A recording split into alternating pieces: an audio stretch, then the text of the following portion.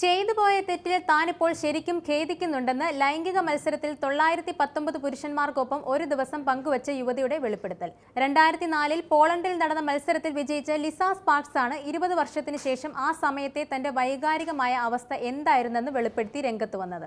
മുതിർന്ന ചലച്ചിത്ര താരം ലിസ സ്പാർക്സ് 2004-ൽ പോളണ്ടിലെ വാർസോയിൽ നടന്ന 3ാം വാർഷിക ലൈംഗിക ചാമ്പ്യൻഷിപ്പിൽ റെക്കോർഡ് സ്ഥാപിച്ചു. പരിപാടിയിൽ 2 പേരുമായി മത്സരിച്ച സ്ത്രീ എതിരാളിയായിരുന്ന 2 പേർക്കെതിരെ 21-ൽ കൂടുതൽ പുരുഷന്മാരെ സ്വീകരിക്കുകയായിരുന്നു.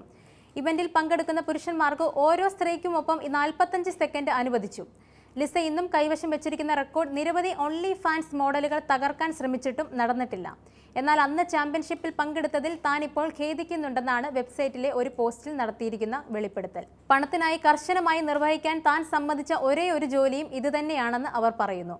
ഒരേ സമയം ഒന്നിലധികം ആളുകളുമായി ലൈംഗിക ബന്ധത്തിൽ ഏർപ്പെടുന്നത് താൻ ആസ്വദിക്കുന്ന സമയത്ത് ഈ സംഭവം താൻ ഒരിക്കലും ആസൂത്രണം ചെയ്തിട്ടില്ല എന്നും അത് പൂർണ്ണമായ ഒരു ഷോ ആണെന്നും ലിസ പറഞ്ഞു. പരിപാടിക്കെതിരെ പോളണ്ട് സർക്കാർ രംഗത്ത് വന്നിരുന്നു. പരിപാടിയിൽ പങ്കെടുക്കുന്നവരെ അറസ്റ്റ് ചെയ്യുമെന്ന് ഭീഷണിപ്പെടുത്തി. ഇക്കാരണത്താൽ ചാമ്പ്യൻഷിപ്പ് ഒരു രഹസ്യ ഗോഡൌണിലേക്ക് മാറ്റി. പരിപാടിയിൽ പങ്കെടുത്തതിന് താൻ ജയിലിലാകുമോ എന്ന് താൻ എപ്പോഴും ഭയപ്പെട്ടിരുന്നതായും പറഞ്ഞു. ലിസയ്ക്ക് മുമ്പ് ഒരു ദിവസം 759 പുരുഷന്മാരോടൊപ്പം ഉറങ്ങിയ ആളാണ് റെക്കോർഡിട്ടത്. ഒരു ദിവസം 1000 പുരുഷന്മാരെ ഉപയോഗിക്കാൻ സമ്മതിച്ച ബ്രിട്ടീഷ് മോഡൽ ലില്ലി ഫിലിപ്സ് ആണ് ലിസയ്ക്ക് ഭീഷണി. ലില്ലിയുടെ ഉദ്യമത്തിൽ ഉൾപ്പെട്ടിരിക്കുന്ന ശാരീരികവും മാനസികവുമായ അപകടങ്ങളെക്കുറിച്ച് മെഡിക്കൽ പ്രൊഫഷണലുകളും നൈതികവാദികളും ആശങ്കകൾ ഉന്നയിച്ചിട്ടുണ്ട്. എന്നിരുന്നാലും 23-കാരിയായ അവൾ തളർച്ചയില്ലാതെ തുടരുന്നു.